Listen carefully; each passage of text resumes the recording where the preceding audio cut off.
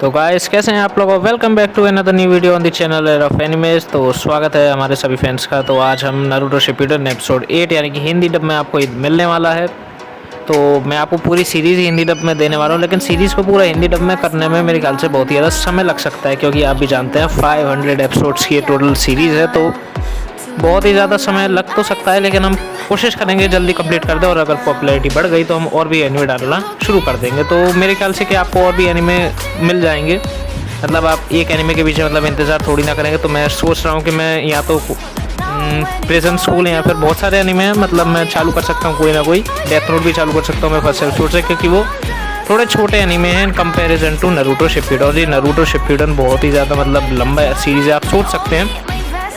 तो आइए वीडियो को शुरू करते हैं। तो आज हम पूरा का पूरा ये नारुतो शिपुडेन का एपिसोड आपको हिंदी डब में देने वाले हैं। तो फुल एपिसोड होगा ये, बस इंट्रो वगैरह स्किप होगा, वो आप जैपनीज़ में अपने खुद वॉच कर सकते हैं अगर आपको मज़े आते हैं। तो मैं अगर आप कहेंगे तो मैं लिंक भी देने को तैयार हूँ। तो लेट्स स्टार्ट द वीडियो।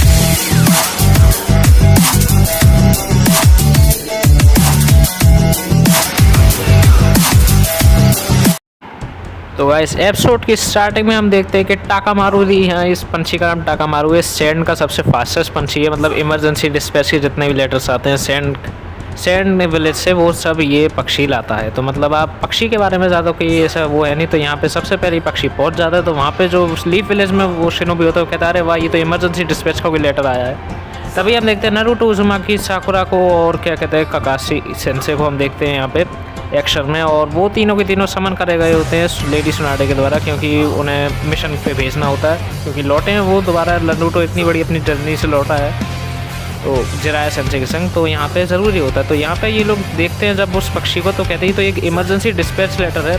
और उस इमरजेंसी डिस्पैच लेटर में ये लिखा होता है कि गारा जो है वो उसे किडनैपिंग कर लिया गया है किसके द्वारा, अकात्सुकी के मेम्बर्स से। तो यहाँ पे फिर हम दोबारा सीन शिफ्ट हो जाता है किसके, सैंड विलेज की तरफ।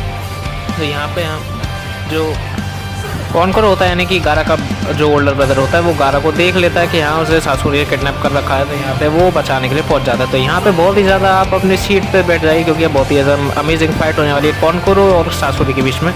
डेड्रा का कोई भी इंटरफेरेंस नहीं था, डेड्रा फाइट करने से मना कर देता है, क्योंकि वो पहले से ही उसने जिन चोरी की यानी कि गारा को कैप्चर करने में अपनी पूरी ताकत लगा दी होती है।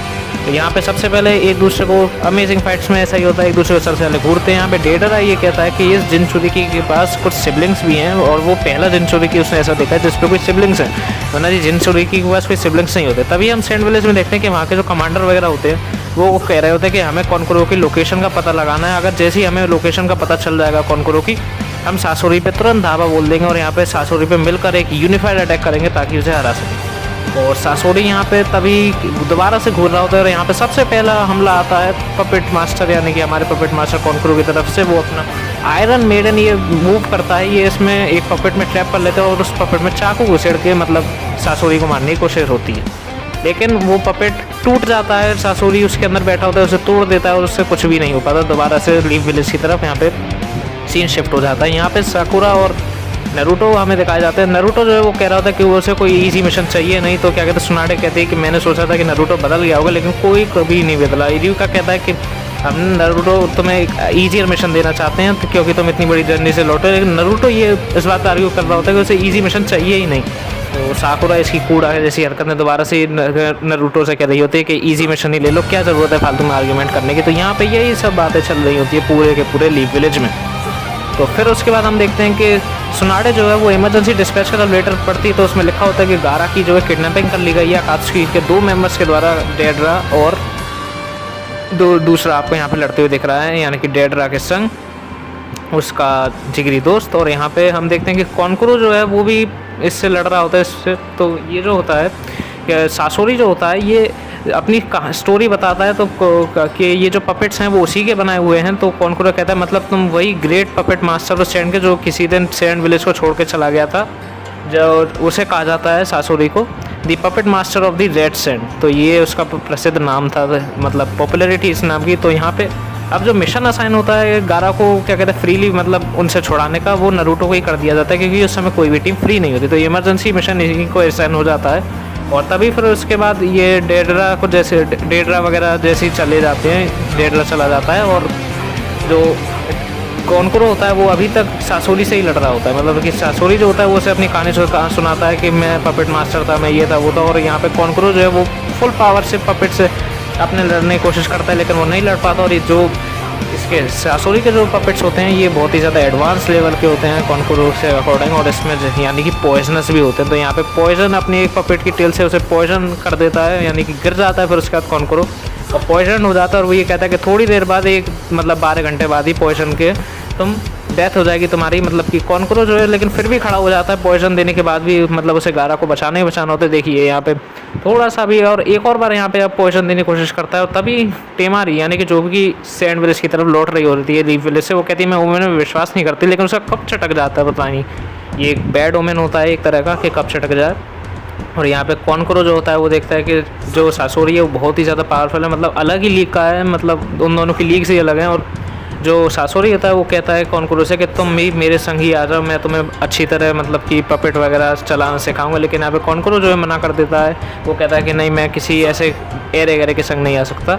और तभी यहाँ पे हमारे फेवरेट सेंसे यानी कि जिराए यानी कि लेजेंडरी सानिन और लीफ विलेज की तरफ सीन शिफ्ट हो जाता है। वो आराम से सो रहा होता है, मतलब कि उसे कुछ वो नहीं होता। एक मेंढक जो है उसे उठाता है और उसे इमरजेंसी डिस्पैच का लेटर देता है कि गारा की जो है वो अकात्सुकी के मेंबर्स के द्वारा किडनैपिंग करी जा चुकी है। तो सैंड विलेज जो है जिराया को भी ये लेटर इसलिए भेजते हैं क्योंकि जिराया जो है वो अकात्सुकी पे रिसर्च भी कर रहा होता है। तो यहाँ पे कोनकुरो जो होता है वो हार रहा होता है अभी भी इसकी सासोरी से, वो नहीं जीत पाता और लास्ट में पॉइजन का असर बढ़ जाता है जिसकी वजह से अब वो बेहोश हो जाता है। और यहाँ पे जो सासोरी होता है वो गारा को अपने संग ही ले जाता है और लेकिन कोनकुरो फिर भी क्या करता है एक पपेट उसकी तरफ छोड़ देता है, मतलब कि पपेट छोड़ देता है ताकि उसे जहाँ पे भी हो जाए उनकी जगह का पता चलता रहे चल सके। मतलब कि ये कुछ ऐसा चाकरा की थ्रेड कनेक्ट कर देता है सासोरी से और तभी सासोरी जो है यहाँ पे चला जाता है। तो इधर इस अमेजिंग फाइट का जो शोडाउन होता है ये खत्म होता है। तभी यहाँ पे सीन शिफ्ट होता है लीफ विलेज की तरफ जहाँ पे इरुका और लेडी सुनाडे बाहर खड़े होते हैं। वो कह रहे होते हैं नारुतो वगैरह जब जा रहे होते हैं मिशन पे, तो तभी यहाँ पे जिराया आता है। जिराया सुनाडे से बात करता है कि जो अकात्सुकी है उसका इंटरेस्ट नारुतो में, तो नारुतो को ये मिशन क्यों असाइन करा गया है। तो सुनाडे कहती है कि कोई और है ही नहीं, लेकिन नारुतो जो है वो कहता है कि नहीं मैं अकात्सुकी से अब अकात्सुकी मेरे को खोजने की ज़रूरत नहीं कि मैं ही अकात्सुकी से लड़ने के लिए जा रहा हूँ। तो यहाँ पे जिराया जो होता है वो नारुतो को समझाता है कि कोई भी ट्रेनिंग तुमने करी हो किसी काम की नहीं है, अगर तुम रेकलेस होके किसी से भी लड़ने चले जाओगे ऐसे ही मतलब कि कुछ भी हो जाए उस 9 टेल्स फॉक्स की पावर का तुम्हें इस्तेमाल नहीं करना। तो यहीं पे हमारा जो है एपिसोड खत्म होता है और नारुतो जो है हमें जाते हुए दिखाया जाता है, नारुतो साकुरा और काकाशी वगैरह सब के सब। और इरुका जो होता है उससे पूछा जाता है कि क्या तुम उदास हो कि नारुतो मतलब तुम्हें कोई चिंता है। तो नहीं, तो इरुका मना कर देता है कि नहीं मेरे को कोई चिंता नहीं, क्योंकि बहुत ही ज़्यादा अच्छे शिनोबी में नारुतो जो है वो बन चुका है। तो यहाँ पे ही हमारा एपिसोड कंक्लूड हो जाता है। तो वीडियो अच्छी लगी हो तो लाइक एंड सब्सक्राइब करिएगा। नेक्स्ट वीडियो बहुत ही ज़्यादा जल्दी आने वाली है। तो thank you, bye bye and Tata.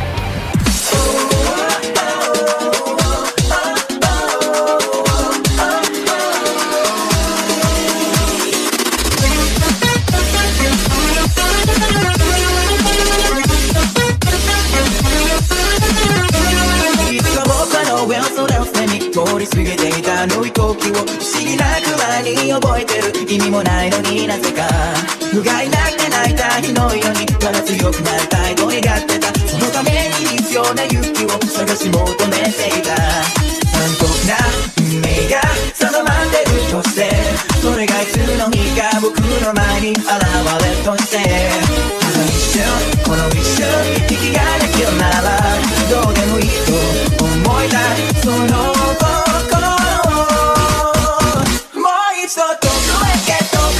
僕の中で何かがどうしようもないのでずれずれだって目を離した君が見届かしまわないようにはないそんな色になるための歌さあまた影のビッグサイン転がってくストーリーを